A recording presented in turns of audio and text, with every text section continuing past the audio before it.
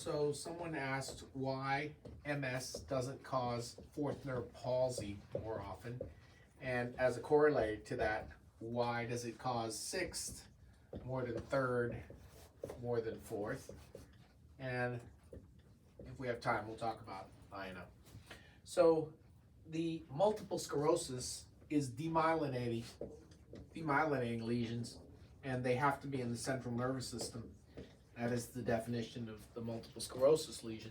And so when we have lesions causing diplopia, we can be affecting the third, the fourth, or the sixth in the brainstem. 3 and 4 live in the midbrain, and 6 lives in the pons.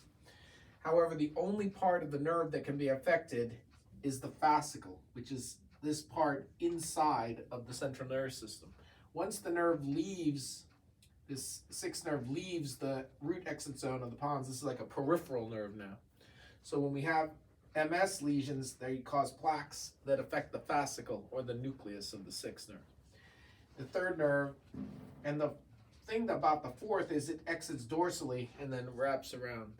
And so this dorsal exit means that the fascicle of 4 is very, very short. And so it's extremely unlikely that a fourth nerve palsy would be from multiple sclerosis because you only have one shot at the fascicle and it's super short. Versus the sixth nerve, which is longer, and the third nerve, which is longer but not that long. The other thing is the cause of diplopia in MS is usually internuclear ophthalmoplegia. And the reason is the fascicle for that runs from the sixth nerve nucleus all the way to the third nerve nucleus in the midbrain. And so it's very long. So it is longitudinal and long because it has to traverse from the pons all the way up to the midbrain.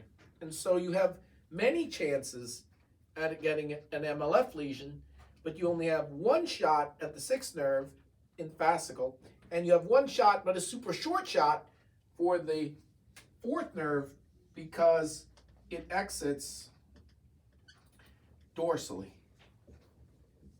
So the fourth nerve exits dorsally, and so its fascicle, this piece in the central nervous system, is very short. And so you should know that if you have a fourth nerve palsy, even if it's in a young person, it's unlikely to be multiple sclerosis. If it is diplopia in MS, you should be thinking about INO because the medial longitudinal fasciculus is long. The sixth nerve is the most common cranial nerve to be involved in MS if you have an isolated cranial neuropathy, followed by third, and the fourth is least likely because of this dorsal exit and short fascicle.